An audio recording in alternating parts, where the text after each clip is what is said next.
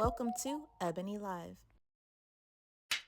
Okay, guys, so I have really big news. But before I give you the news, I want to give you a little backstory. All right, so my journey as an artist came from my grandma. That's where it started. I remember for some reason I was spending a night over her house. I did that often because, and all my cousins know, when you're the grandkid that's at grandma's house and it's just you and her, she treats you with royalty. Not that she didn't, when we were all together, but you got that like personalized experience where, it was just you and her. She was really funny, and she could like let down her hair.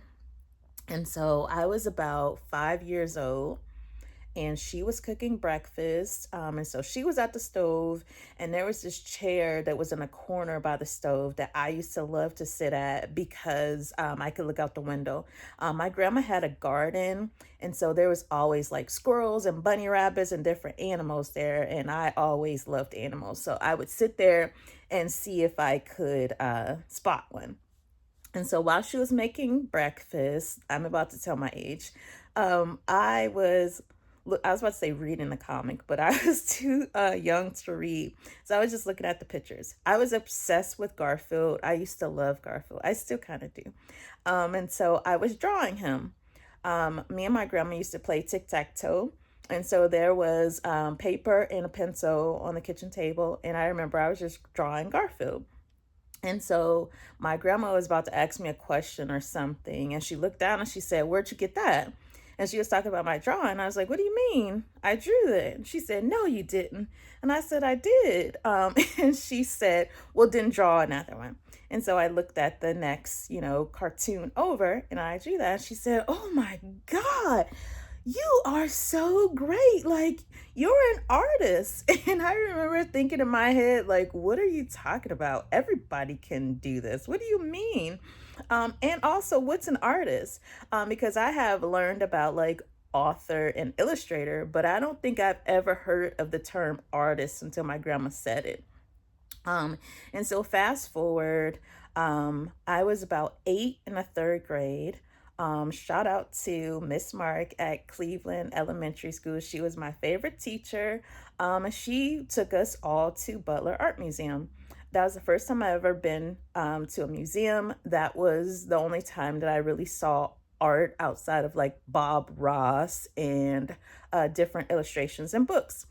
And so I went in there and I literally lost my mind. Like, I was looking at all the paintings. I just could not believe that this place exists, that it was like 10 minutes from my house. And I had no clue that this is what like professional artwork looked like. I remember that as soon as we walked in and we turned, there was this giant picture. And when I say giant, I mean, it had to be like 11 or 12 feet tall. Like, and when you would walk, the people would like stare at you. It was so weird and so beautiful. And so I was 8. And so I was supposed to stay with the group, follow the teachers. But I was so over myself. Like, I could not function. And I remember my teacher kept saying, "Ebony, you got to stay with the group." And I was just staring at stuff. Like, I wanted to take off running, but I was a pretty good kid. And so I didn't do that. And I remember my grandma picked me up from school. Normally she would walk to come and get me, but for that day she was in a car, and I believe because we were going to the grocery store, she was taking me somewhere.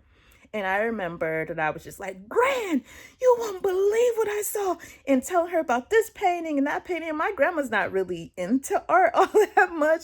And so she was listening and she was like excited because I was excited. And normally I was a really quiet kid. Like, you had to really know me, and I had to really feel comfortable to speak.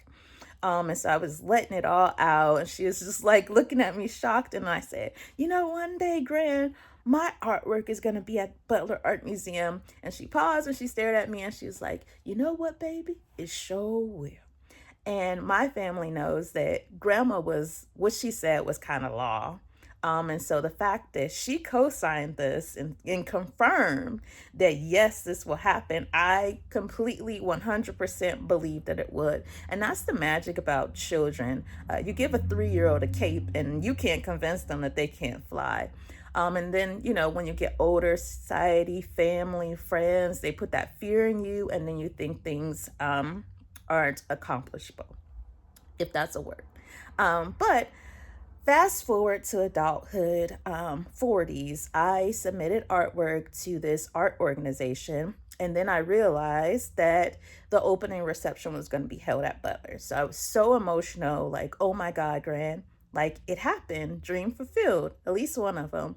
And I was just happy to have my work at Butler in any capacity, right? And so I didn't care how it got there. I didn't care if Butler wanted it, another art organization, had it hang there. Like, it didn't matter to me. I was just honored that my art was hanging on those walls and still is. And so I saw the open call for artists for Butler. And I was like, oh, I'm going to submit. I've been having like a lot of success. Who knows, right? And then I read the fine print that it was open to anyone 18 years or older that lives in the United States. And then I was like, okay, this is going to be another situation where I practice rejection and how to recover from rejection in my growth journey. Because there's no way I'm going to be accepted out of everyone in the United States of America, right?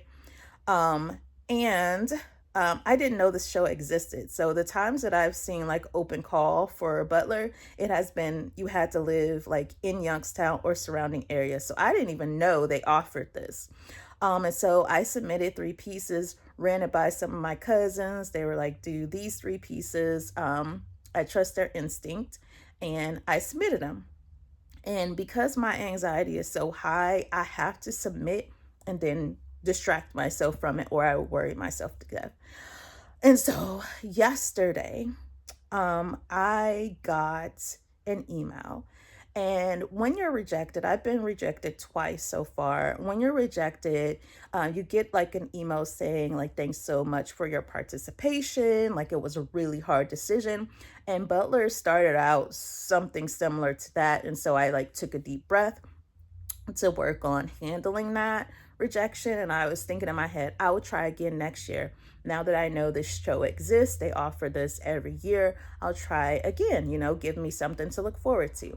And then I so happened to glance down, and it said in bold letters, one of your submissions have been accepted. And I freaked out. Like, I was sobbing and screaming and in disbelief, and I read it over and over and over again. I called my mom, but she was at work and didn't answer. I called my sister. I feel like my sister thought something was wrong, and I was just like, oh my God. And so now, like, I am accepted by Butler and will be back into Butler. And I'm just like, Gran, what are you doing? Like, what are you doing behind the scenes? But I'll take it. So yeah, it's a funny story. I didn't tell everyone when it happened on YouTube because I have a pet peeve of people talk crying. And so, when someone is sobbing and then they can't get their words out, I have a pet peeve against that. So I wanted to wait for a moment that I could say this without sobbing. And so, yeah, I want to share that great news with you guys. The opening reception is going to be July 12th. And so I am super excited and have something else to look forward to. Of course, I'm going to record the opening reception and all of that to show you guys what that's like. But yeah, I'm so excited, and it's so crazy because I just posted a video that I was exhausted. And this was exactly the pick me up that I needed.